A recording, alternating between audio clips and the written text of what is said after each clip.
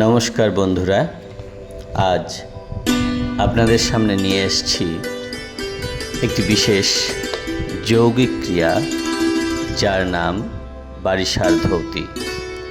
যোগশাস্ত্রে শরীর ও মনকে সুস্থ ও নির্মল রাখার জন্য যে 6টি শুদ্ধকরণ পদ্ধতির কথা বলা হয়েছে সেগুলোই হচ্ছে ষটকর্ম।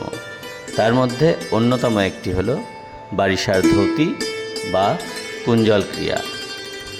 দেখুন, আমি প্রথমে কয়েক গ্লাস গরম জল, যেটায় হালকা লবণ মেশানো আছে, সেই রকম হালকা গরম জল পান করেছি। তারপর বিশেষভাবে প্রস্তুত একটি রাবারের নল, যেটি প্রায় 3 ফুট মতন লম্বা, সেই নলটিকে ধীরে ধীরে সতর্কতার সঙ্গে আমার মুখ দিয়ে পাকস্থলী পর্যন্ত প্রবেশ করিয়েছি।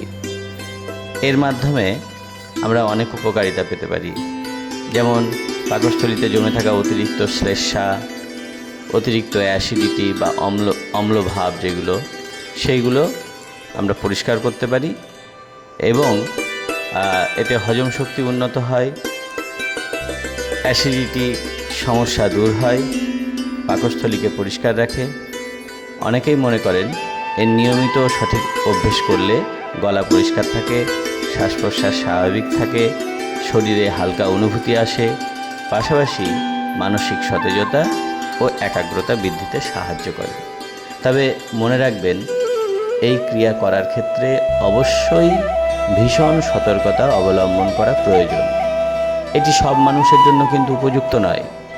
যাদের হাই ব্লাড প্রেশার আছে, হার্টের সমস্যা আছে, পাকস্থলীতে আলসার বা হার্নিয়া বা ভীষণ রকম গ্যাস্ট্রিক সমস্যা বা রিসেন্ট কোনো অপারেশন হয়েছে পেটের, তাদের কিন্তু এই ক্রিয়াটি করা উচিত নয়, বা করতে গেলেও চিকিৎসক বা প্রশিক্ষিত যোগগুরুর পরামর্শ নিয়েই করা উচিত।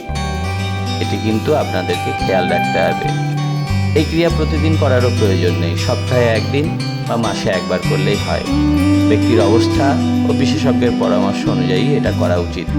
সবথেকে গুরুত্বপূর্ণ বিষয় হলো, এই ক্রিয়া কখনোই নিজে নিজে করতে যাওয়ার চেষ্টা করা উচিত নয়।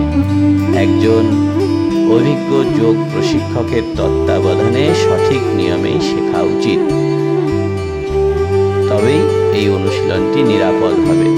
ভুল পদ্ধতিতে এই ক্রিয়া করলে ক্ষতির সম্ভাবনাও থাকতে পারে।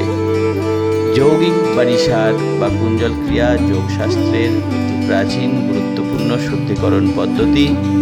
সঠিক নিয়ম, উপযুক্ত ব্যক্তি, প্রশিক্ষিত শিক্ষকের নির্দেশনা মেনেই অনুশীলন করা উচিত, তবেই সুস্থ জীবনযাপনে সহায়ক হবে।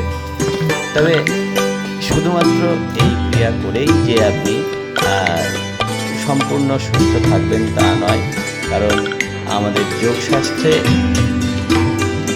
যোগীগণ বিভিন্ন রকম ক্রিয়ার কথা বলেছেন, বিভিন্ন রকম আসন, প্রাণায়াম, ধ্যান প্রভৃতির কথা বলেছেন। সেই সমস্ত কিছু নিয়মপূর্বক যদি আমরা অনুশীলন করি, তবেই আমরা কিন্তু সুস্থ স্বাভাবিক জীবনযাপন করতে পারবো, নিরোগভাবে দীর্ঘায়ু হয়ে বাঁচতে পারবো।